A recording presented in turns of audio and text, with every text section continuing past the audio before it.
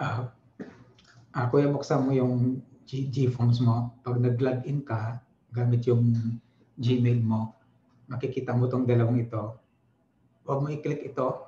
Ito yung click mo yung prayer request, hindi yung prayer request backup. Ito yung click mo.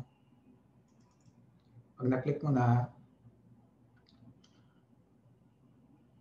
i-click mo yung view responses. Huwag kang mag-edit, huwag kang mag-share.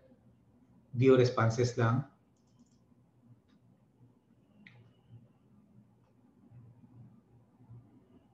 Tapos makita mo yung individual. Click mo to.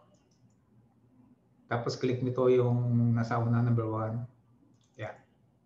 Yan po yung mga responses. Ito yung prayer item number 1, number 2, number 3, number 4, and so on. Yun lang po yan, kuya. Whatever na nakita mo sa video, yun lang po yung gagawin mo. Maraming salamat po.